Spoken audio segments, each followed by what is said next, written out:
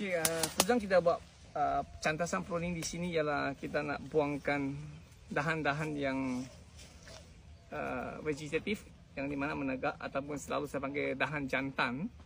Dan selepas pruning kalau boleh kita buat sungkupan di dalam kawasan sini. Kawasan yang kita pruning, kita semua buat sungkupan di sini. Tujuannya ialah kita nak menggalakkan pertumbuhan akar di permukaan. Ya, contohnya seperti hutan kan, daun yang sudah jatuh dikumpulkan akan menggalakkan pertumbuhan akar. Jadi satu kebaikan ialah kalau kita buat sungkupan di sekeliling ini, kita boleh menggalakkan banyak pertumbuhan akar di permukaan. Jadi masuk musim hujan yang sebenarnya dia akan bertindak sebagai zon untuk akar bernafas. Dan masuk musim kering pula, akar yang dibawa pula yang akan bertindak untuk membekalkan air. Jadi di hutan sebenarnya kenapa pokok tidak perlu siram air, tidak perlu pembajaan, masih hidup sihat. Antara sebabnya ialah di hutan kita ada dua lapisan. Lapisan atas tu mengandung daun yang tebal dengan ranting-ranting yang sudah gugur organik itu. Dia jadi lapisan span, di mana air dapat diserap semasa hujan walaupun hujan lebat sebab akar dapat bernafas. Dan yang di lapisan bawah pula bila masuk musim kering, air di bawah tu dapat dibekalkan pada pokok. Sebab tu pokok di hutan sebenarnya hidup sihat, antara sebabnya ialah ada satu lapisan organik yang membantu. Jadi kalau kita menanam durian, satu daripadanya ialah kita boleh buat cara begini juga untuk memastikannya supaya air tidak kering dengan cepat dan dapat diserap ke dalam tanah.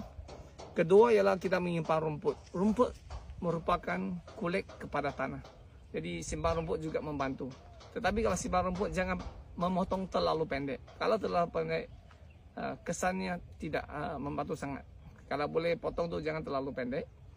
Dan seterusnya ialah pruning yang kita buat ini sebenarnya kita nak menggalakkan yang semua yang reproduktif dan yang bertindih pun kita buang.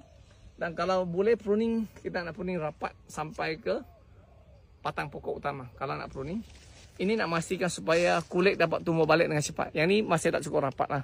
Kalau boleh rapat habis. Kalau rapat habis, kulit akan tutup dengan cepat balik. Tetapi kalau untuk yang dahan yang menegak, kita tak boleh potong habis. Kita kena simpan sedikit supaya dia tidak sekar nanti. Jadi dia ada cara pruningnya. Dan pruning kalau boleh, yang rapat di sini kita boleh buang tambahan.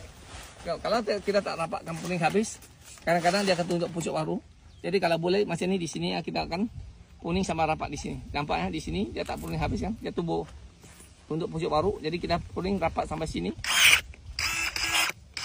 Jadi kalau kita pruning rapat, kita tak perlu buat dua kali kerja. Jarang dia akan tumbuh pucuk baru lagi. Kalau tidak memang kalau tak pruning tak rapat, dia akan tumbuh di tepi pucuk baru keluar balik ya. Jadi ini antaranya cara kita nak buat pruning.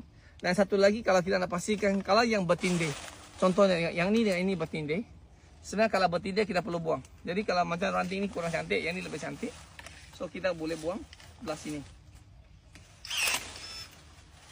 So kalau yang bertindih kita kena buang. Dan selepas buang, daun ni jadikan sungkupan di sekeliling.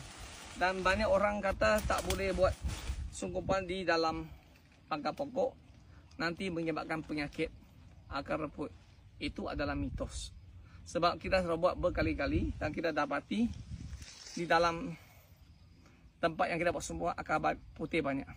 Jadi ada kalanya kalau kita tidak buat eksperimen, kita hanya berpandu kepada apa yang diceritakan, kadang-kadang kita dapat benda yang kurang tepat.